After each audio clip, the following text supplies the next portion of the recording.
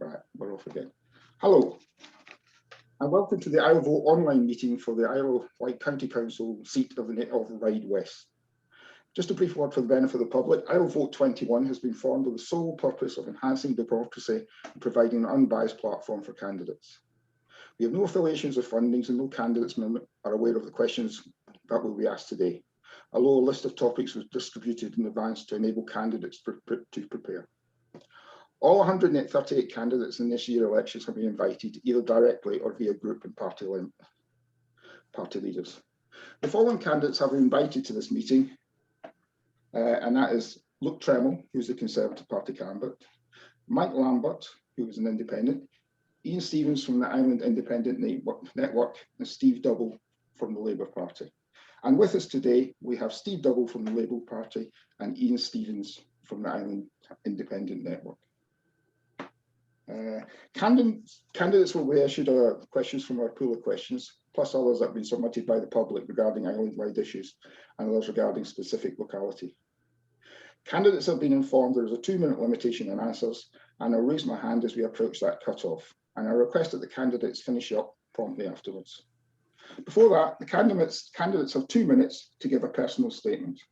And to start the meeting, I will now ask Steve Double, just because he is in that order on my screen.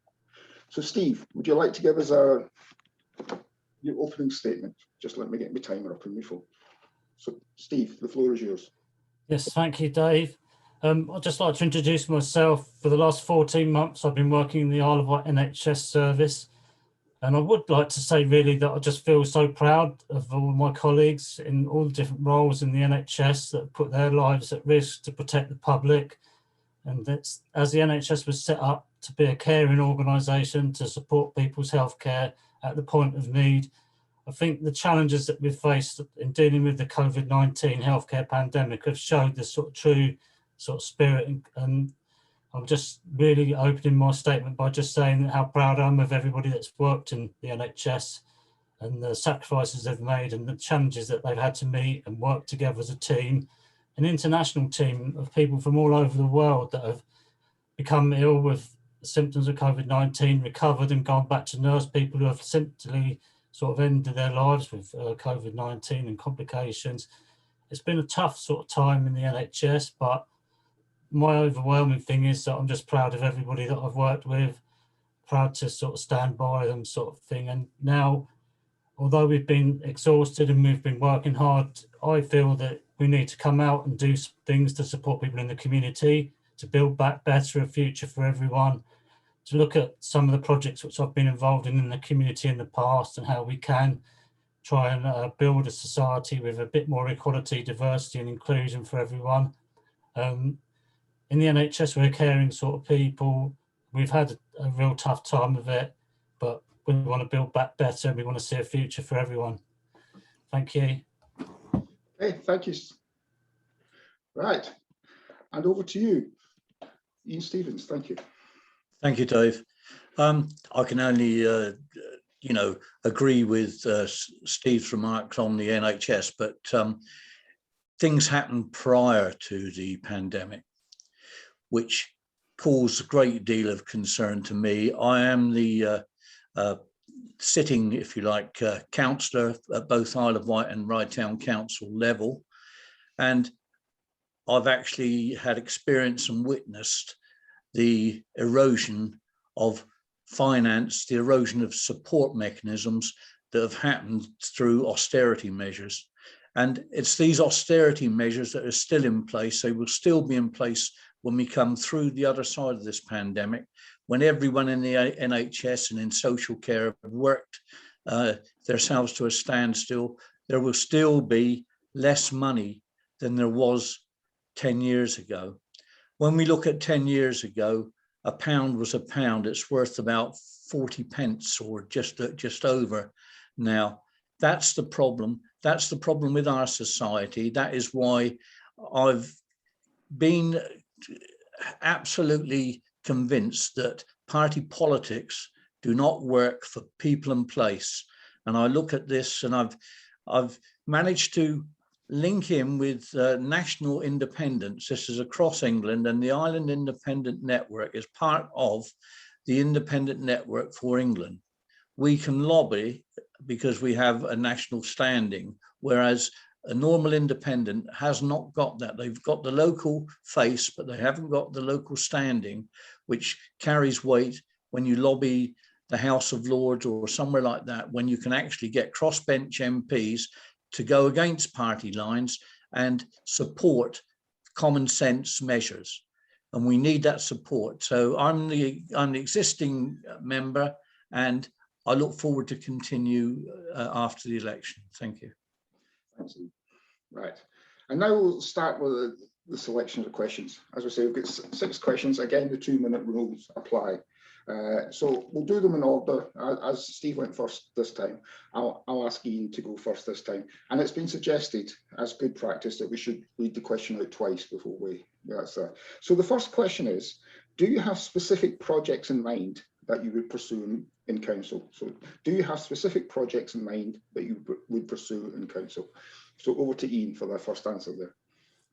Well, projects that I have in mind would be to get what we had going back in years.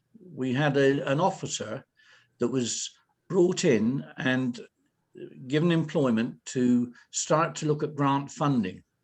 And that was national grant funding streams that we as a council could get involved with to pull in extra money to the Isle of Wight. So that's one element that I would look at. Another element I would look at would be taking away the delegated decisions that are made behind closed doors on everything from assets through to service capability.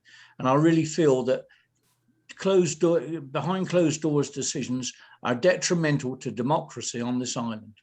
So those are the first 2 that I would really be looking at. But there are others. I would also link in the local government association to come to the Isle of Wight free of charge, which they offer, to do a complete assessment of what the Isle of Wight Council is and where it's functioning and where it isn't. It's no good looking at flat pack democracy, which some are, when you've actually got 4 years to complete a task. I went through the same thing last time when I was leader prior to this term, and we had the framework for change. It took 18 months to find that it was a non-starter. 18 months of what we could have done with all the endeavours involved in that to put forward newer and better ideas on the shop floor level, which could have benefited our island and the community. Yeah, thank you. Right, same question to you, Steve. Do you have any specific projects in mind that you pursue in council? I've been involved in community projects throughout my life, and I've met Ian Stevens on a number of occasions because we've been involved in supporting projects, particularly for young people and for older people. I worked in the Ryde Youth Centre. We got a group of people there that wanted to rebuild a skate park, which was dilapidated and was badly constructed and was actually in a derelict state. And the young people said to me, we can't talk to the council because they won't listen to us because we're young people. So my answer was, you need to actually form a group, get some funding, go and do some research, come up with a project and a plan, start work, and then their council will have to come to listen to you because you will have ownership of the project. And they took control of it. And over years, they raised funding, and voluntary groups and builders came together in different construction phases. The process was of modelling and production and research and development, and it was a successful project, and it's been widely used by young people, and they support the development of it and the continued use of it. There is a lot of ways that young people and all people, if they've got a voice, can actually develop things and can produce things which are sustainable and are of benefit to the community. And I just see so much of that being taken away by the council's sort of mismanagement. I just see that people are not actually being engaged. I mean, back in the day when I was a youth worker, young people, they were dysfunctional, they were disaffected, disenfranchised, disengaged, and I just see that process continuing, and it's just wearing down now. We've lost so many community assets, and we're just not developing a community that is an asset for people. We're just developing things which make profits, and I think we have to look at people and valuing people, which we do in the NHS, and looking at putting things back into the community. Brilliant, thank you.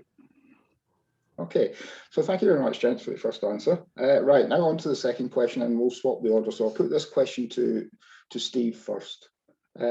Name a major problem that the island is facing and suggest a solution. So name a major problem that the island is facing and suggest a solution. Over to you, Steve. I think the major problem, everyone talks about finances and money, and that because of the government's bailout of every business and things, that the councils won't have any money. And I think it's just looking at how to develop community wealth building and just reinvesting in things better and looking at things in a different way, really.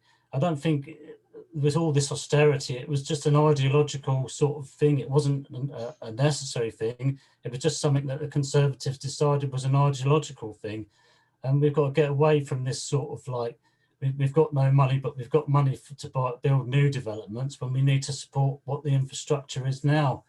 So I think community wealth building and the Labour Party's policy and manifestos will support this kind of thing. And we will have a group that will be able to introduce changes which we need to see to keep value and money on the island and keep jobs and things on the island, which is what we need to do. We need to see a change, really, a positive change, a transformative policy. We can't keep going back to this sort of like government cuts and then sort of raising people's council taxes and then getting less and less for it. We can't just carry on in that vein. Okay, thank you. And over to you, Ian. Same question. Name a major problem that the island is facing and suggest a solution. Well, one of them is housing, and it's a big problem. It's a big problem because not only are people homeless and people haven't got their own front door, some are on the street, some are living with relatives and friends. And the Isle of Wight Council has land. Now, one of the sure fixes, and I agree with community wealth and working on that area, but what I really would like to see is the Isle of Wight Council shake itself, start to look at the pockets of land it's got around this island, which sometimes it sails off, sometimes it just leaves, but what we end up with is an asset that we could utilize with no cost to ourselves as an island. Put housing on there, get people out of bed and breakfast accommodation, get them out of hostels, get them out of living with their own kinfolk, get them into their own homes, get them paying a rent, paying council tax, and we would be recouping that back through. Now we could do that, and we could do that virtually at a drop of a pen. Within the first 6 months to 9 months, we could actually get on the road to producing our own council houses. Now, I'm not talking about affordable housing, whatever that may be. I'm talking about council houses to rent. People who can't afford it because they haven't got a job, or B, they haven't got enough salary coming in to cover a mortgage. That's what I'm talking about. I'm talking about the ordinary man in the street, the ordinary young person on this island deserves a home. When they move out of their house, they deserve a home. They deserve their own front door, not bed and breakfast and not a hostel. Thank you. Thank you. Right. Third question, and this time we'll go to Ian first. What could the council do to inspire residents to take more pride in the island? So what could the council do to inspire residents to take more pride in the island? So over to you, Ian. The Isle of Wight Council can do what they're trying to get the local town and parish councils to do, which is to grasp the nettle and start to increase the pride and the responsibility in public realm. And to do that causes a little bit of money to go in. It's called investment. It's called investing in the community. And in doing that, they can get and engage a community spirit. We've got it with litter picking in Ryde. We've got the Respect Ryde project, which I'm happily a part of. And you see me out there with my litter pick when I'm in the district or down on the beach or in the streets off of the Strand and what have you. Been out there. We've got people that go out and do that. We need more We need a sense of purpose for our community. It's no good relying on two half weeks for a dog warden, which makes the one whole week up of a dog warden for the Isle of Wight. When people are complaining about dog fouling and litter, we need to make sure that not only have we got parking wardens, but we've got dog wardens as well. And the only way to do that is to invest in frontline staff and make sure that not only do the community care, but the Isle of Wight Council cares as much. And that's what we need to do. We need to drive in more people at the sharp end to actually enforce. And it's no good putting up the price of fines and things like that, because you've got to actually catch these wrongdoers, and you've got to actually make sure that the people who are out there caring are not caring on their own. And that's one of the things we've got to do. And the other thing is, okay, if there's a park bench broken, recover it and get a new one or get it repaired. Don't let's see broken street scene at all. Let's get it sorted at the source. And that's when we get pride back on our island. Thank you. Right, same question over to Steve. What could the council do to inspire residents to take more pride in the island? You're muted. Steve, you're muted. I think the council's lost so many opportunities to engage positively with people. And I just think we need to sort of kind of get the disenfranchised, disaffected, sort of dysfunctional sort of people who feel that they've opportunities not with them to actually come back on board and be part and have a voice. And I think the Labour Party gives those people a voice. It gives them an opportunity to be a part of the future. I think there's a lot of problems with what's an antisocial. I mean, I think we've got an antisocial council sometimes, and they call people like young people antisocial. And I think it's all a sort of barrier to change, really.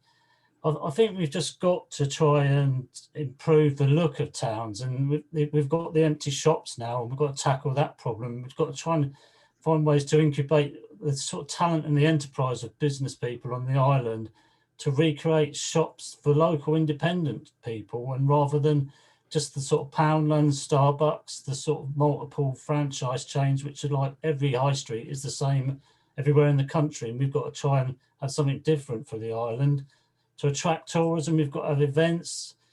I mean, I've been involved with events and bringing bands to the island, like people, you know, that have filled the Ryde Arena and Ryde Town Hall in the past when we had those venues, when we had that kind of social encouragement for people to enjoy living in a town. And those sort of possibilities have got to come back, really. So I think this is the way forward for a new way of the Labour voice to actually try and implement changes positive through tourism, trying to make the Isle of Wight an attractive place. Yeah. Okay, thank you, Steve. Right, and now we move on to questions that have actually been submitted by the people. Well, as I say, what we did was we put out to SurveyMonkey and asked for questions to come in, and this is a couple of the questions that we got for this. And this first question I'm going to ask you was actually from a person actually who lives in the Ryde West constituency. So this is one that's local to you. So over to you, Steve, because it'll be your turn to start first.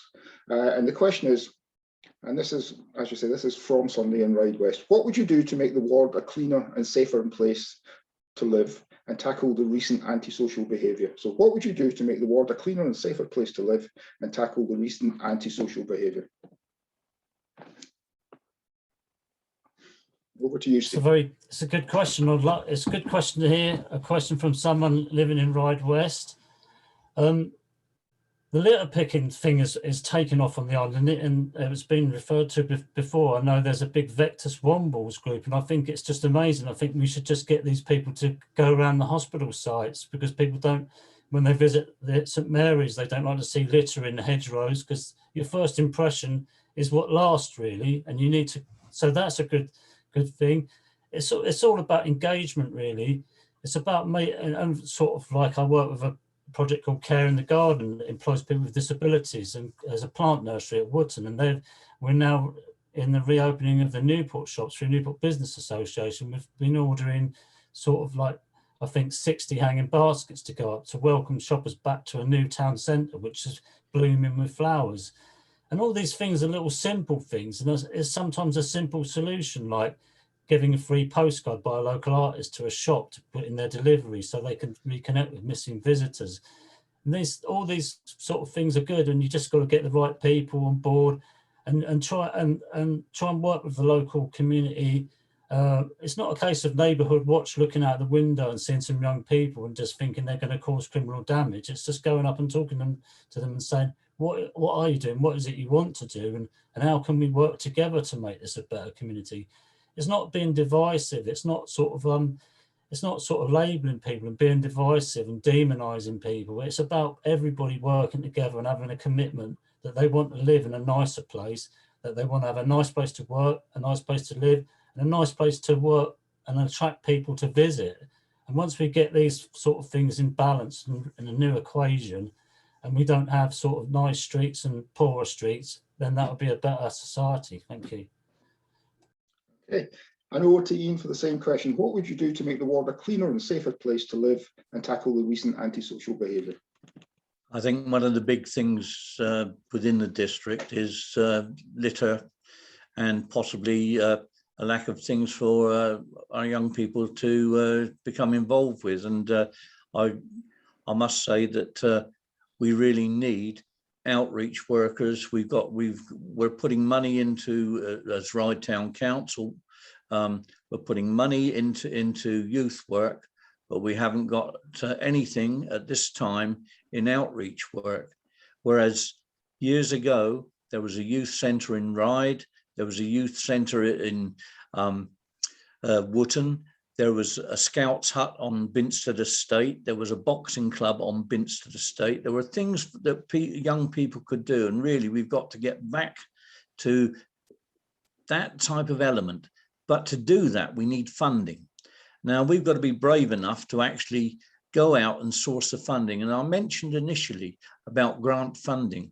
To get these things off the ground is not just about philosophy. It's not about bringing in policies. It's about, okay, where are we going to get the money from?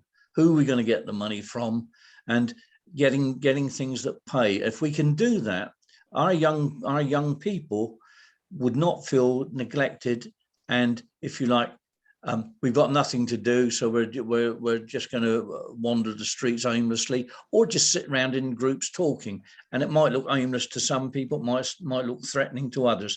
But give the young something to do, something to get their teeth into, and I think that we'll start to move on.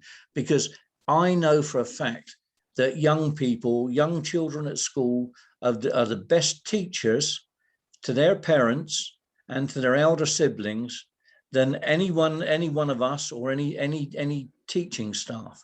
Give the young a chance and make sure that we've got adequate funding, which we can get through grant funding, to get these things off the ground. Without that, it's pie in the sky. Okay, thank you. Right, and another question from your constituency, and I think this is an area where we've had an awful lot of questions submitted in it. And this one will go to Ian first. How would you limit new housing in Ryde without improving the infrastructure first? How would you limit new housing in Ryde without improving the infrastructure first? You've only got to walk right down Ryde High Street. You can see the shops empty, but if you look above them, there's quite a few rooms above which are quite possibly, and I say possibly, available if they were modernised and brought into the market as flats. Now, that could be for the elderly or others, but we could do that on the existing infrastructure, because if people are living in the town centres, that eliminates the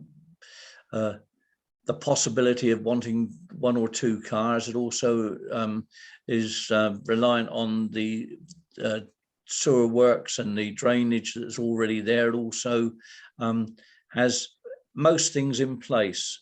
So I don't think we need to touch the green spaces around. We've got brownfield sites in and around the town centre. And I think that, you know, utilising empty buildings is the way to go, because we've got the infrastructure already in place. We've got the pavements, we've got the roads, we've got the walkways. We just need to make sure that, once again, the public realm's up to scratch, and make sure that the fire precautions are such that everyone's housed safely, and there's separate entrances, etc.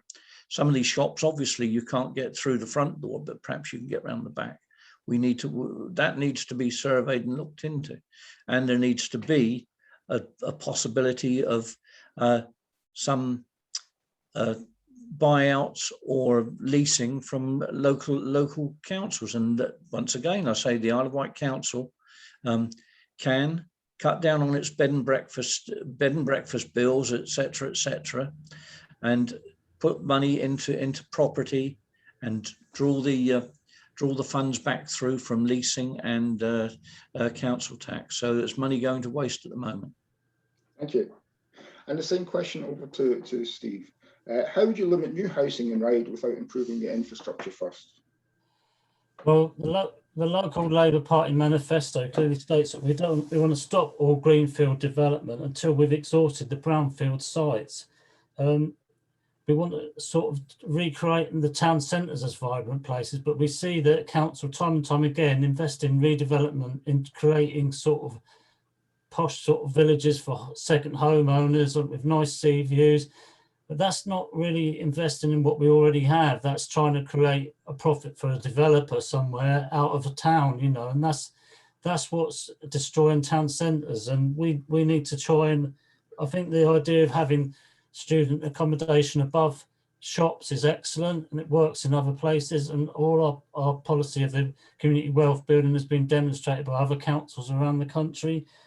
We want to have free parking in town centres after 6 o'clock, and 1 hour's free parking. There's no point in trying to build sort of a shanty town with lots of businesses and shops when we've got empty town centres after the COVID pandemic. And this is kind of like where we are with the regeneration meetings that are sitting on the MBA meetings with the council's regeneration team, and the hundreds of thousands of pounds they're getting for coming up with plans which are just have no value and don't actually support what the community needs. And I just think we're not really on the same page with the council. Sometimes you can sit in meetings about parking where they just tell you that they've employed the most expensive parking consultants in the country, and they tell you that's a way of saving money. So to pay for them, we've got to have mobile phone apps to pay for parking. Well, the Labour Party would change that, and they would sort of try to invest in developing what we have rather than pie in the sky schemes which only profit sort of selling buildings to developers. Thank you, Steve. Right, I've lost my thought. We both answered that question now, so we'll move on to the final question now, and this we'll go over to Steve. And this is: knowing your local community as you do, what local issue would you like to address that you know is of concern to your residents? Knowing your local community as you do, what local issue would you like to address that you know is of concern to your residents? Well, as Ian probably knows, I've been involved in building a skate park on Ryde Seafront for young people. That was about 10 years ago. I've been involved in like bringing music and events to like attracted lots of visitors to Ryde Seafront. The things I've done have been successful, and I think local residents want to have a pride in their town and say that Ryde is a town that's looking forward, and Ryde is a town that has got possibilities and potential. And we've got the beach, but we've got an independent town of shops, and we've got a real great creative opportunity to make our town something special. And then the residents and the people who live in the ward of Ryde West will see that. It's not a case of a trickle down sort of crystal system of the conservative policies that everyone will feel better, because it's just not working for them. And I just think the community has to work for all of the people in Ryde West. So let's try and let's have a motorbike race on the Isle of Wight. I mean, I had motorbikes in the 70s, and that's a long time ago, but let's try and do things which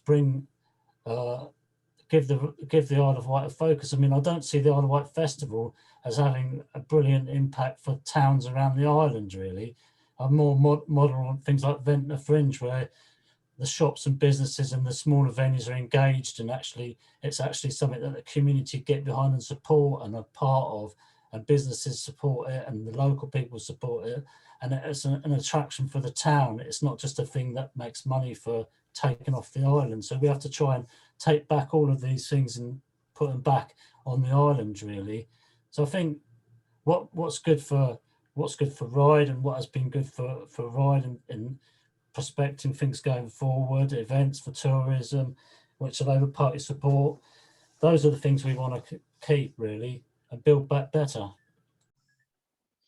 Thank you very much. And the same question over to Ian. Knowing your local community as you do, what local issue would you like to address that you know is concern to residents? Well, I'm going to talk about Ryde West, because that's where I'm seeking to be elected to represent. And I know that on Binstead Estate, in certain roads, we've got parking problems. We've got issues that's been identified by Isle of Wight Council parking. We've done surveys and what have you, to see if people want parking permits. That's out the window. People don't want to pay for parking outside their own house. But what we've got is a situation on the estate there where parking is a nightmare.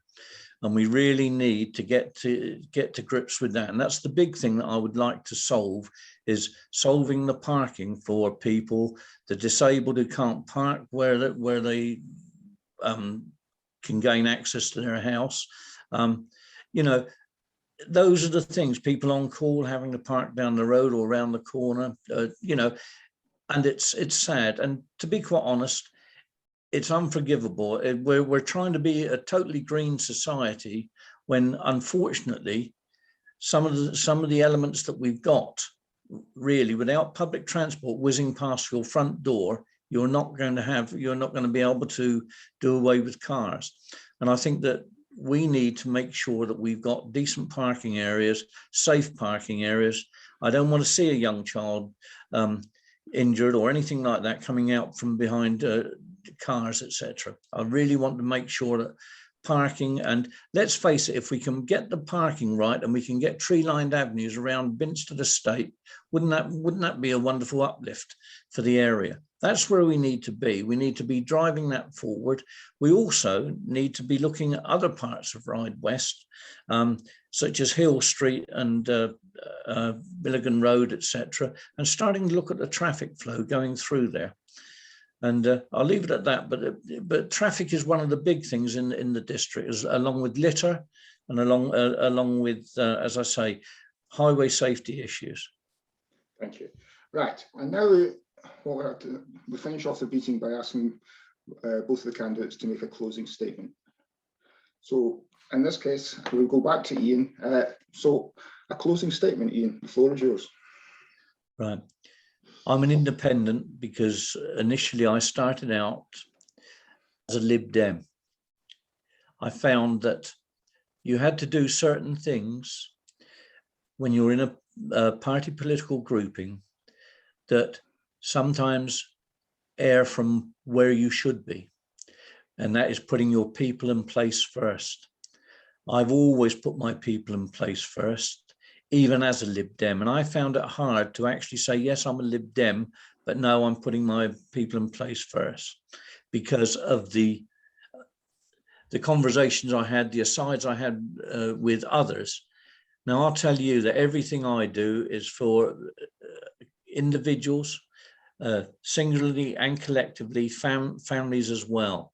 I put them at the heart of what I'm doing. Now, I'm straight, I'm honest, and I have integrity. What you get is what you see.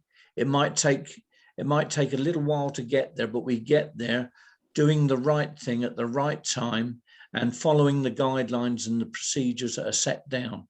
There's no shortcut to actually getting things back through that are sustainable and can be, how can I say, accepted by the community and by our stakeholders and service providers, because we need to work together to make sure that we've got a better society, which is safer, cleaner, and, if you like, all that we can possibly cream out and get out of these austere times. When, as I said, 46p as opposed to a pound 10 years ago.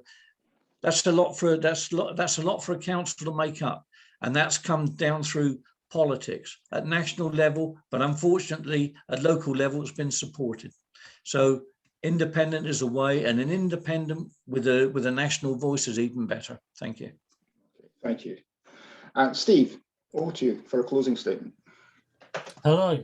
Obviously, I'm new because I've never stood as a candidate in the council elections before, and I know that some other candidates have worn coats of many different colours.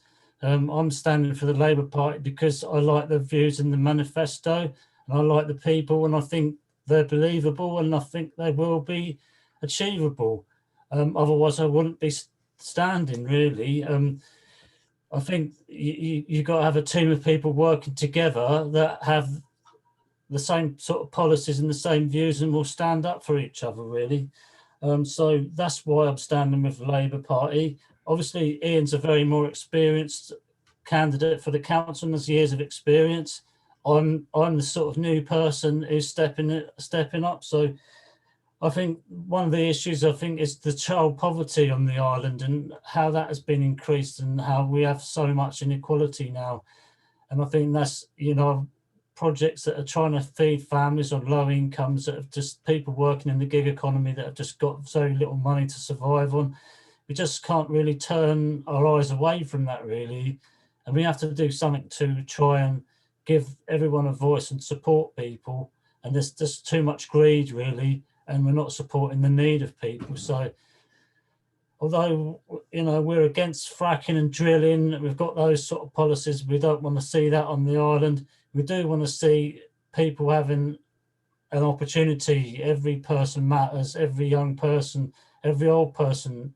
We've got a lot of older people. We've got one small hospital supporting the needs of elderly people living longer with many multiple conditions of health.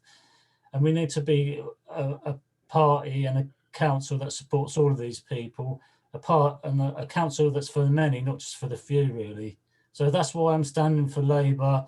I wish every candidate good luck, and I know that there's some very sincere people. We just need to change things, and let's hope we can do it together. Thank you, Steve. And that is our meeting today. It remains for me to say thank you to both of you for taking the time out to support this project. And we wish you both well with what's to come.